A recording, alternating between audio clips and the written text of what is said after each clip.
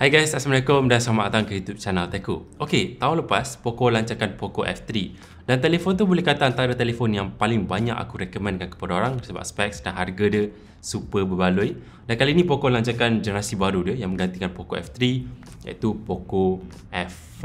Dan aku pakai telefon ni dalam seminggu and aku rasa nama dia sepatut dia maybe dipanggil Poco F3S lebih tepat sebab dia tak banyak sangat beza berbanding dengan Poco F3. Jadi jom kita review, tengok apa yang baru, apa yang best, dan juga aku nak bandingkan telefon ni dengan Poco F4 GT. Let's go.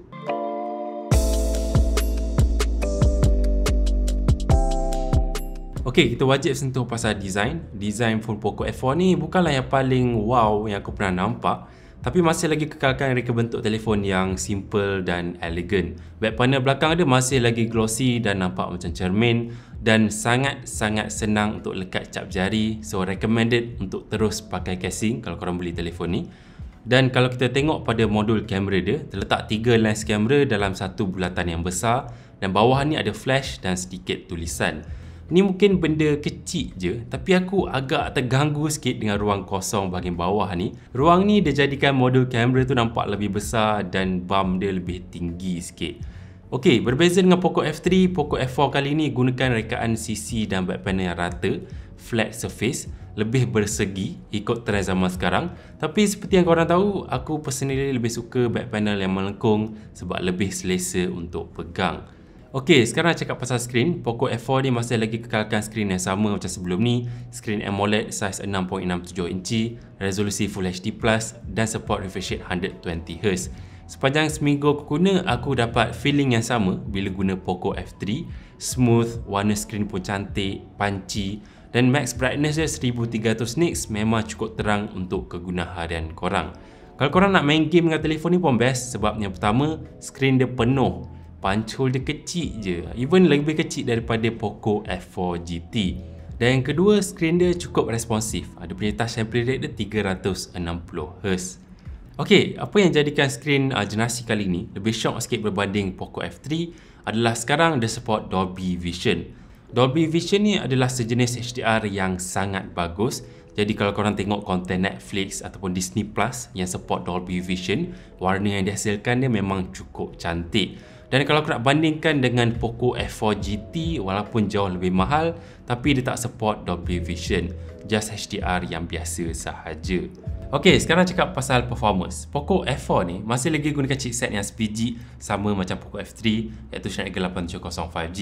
Sebab tu aku rasa dia lebih layak dipanggil Poco F3S. Anyway, dua persoalan yang penting. Yang pertama, adakah 870 ni cukup laju untuk tahun 2022? Yang kedua, adakah banyak beza compare kepada 8 Gen 1? Lepas aku guna dalam seminggu, aku rasakan yes, memang cukup laju untuk tahun 2022. Bila guna tu memang ada feeling flagship, ditambah lagi dengan smoothness screen 120Hz, memang sedap guna. Untuk buka tutup app, multitasking cukup pantas dan sepanjang aku guna, aku tak mengalami sebarang masalah atau delay, lagging dan sebagainya. Cuma kalau aku nak bandingkan dengan 8 Gen 1 tu, memang ada rasa sikit beza dia. Korang boleh tengok Geekbench Poco F4 dan Poco F4 GT yang gunakan 8 Gen 1. Untuk heavy usage, benda-benda yang berat, 8 Gen 1 memang lagi bagus.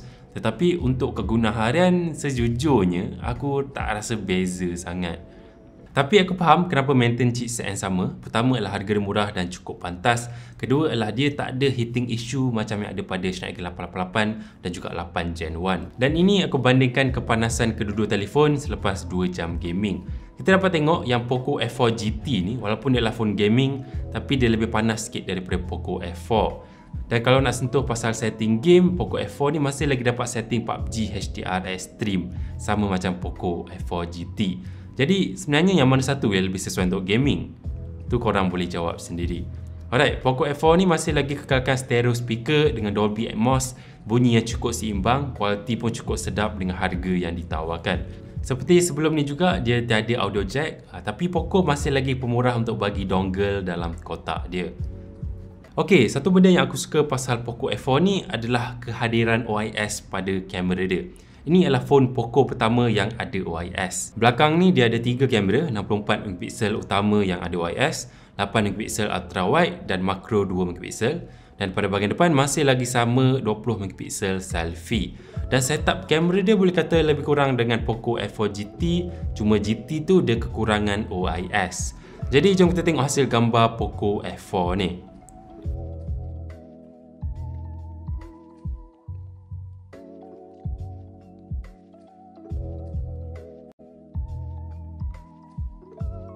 Dan ini aku bandingkan dengan Poco F4 GT.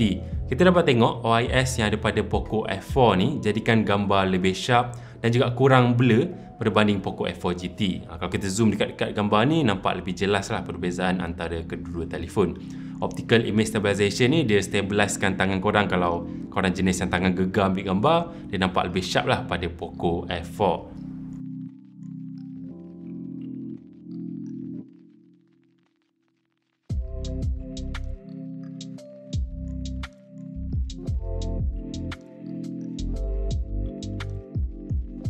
Okey, bateri. Phone ni datang dengan bateri saiz 4500 mAh dan sekarang support fast charging yang lebih laju iaitu 67W.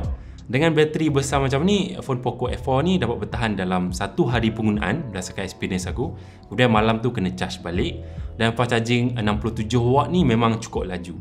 1 hingga 100% aku dapat dalam 40 minit dan macam biasa charger 67W tu korang dapat sekali dalam kotak. Dan sama macam phone Poco lain pada tahun ni, dia datang dengan software MIUI 13 for Poco atas Android 12. Lebih clean, lebih ringan, mudah nak guna.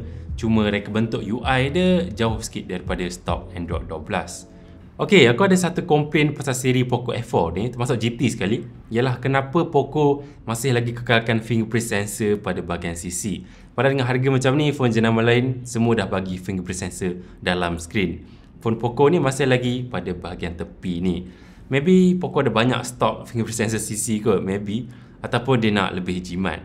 Entahlah. Okey, Poco F4 ni dia support Bluetooth 5.2, Wi-Fi 6, 5G, NFC dan juga gunakan linear motor X-axis yang dapat berikan gegaran haptik yang lebih sedap. Alright, itu sahaja review untuk Poco F4 ni. Kepada pengguna Poco F3, aku rasa lebih baik tunggu Poco F5 nanti ataupun simpan duit beli true flagship. Dan kepada yang belum lagi guna phone Poco, mencari telefon bawah RM1,500 yang padu, korang boleh tengok telefon ni. Alright, itu sahaja. Komen sikit pendapat korang, like video ni kalau korang suka, subscribe to channel Tech Cool kalau belum lagi subscribe. Jumpa lagi pada video yang akan datang. Stay happy. Bye bye.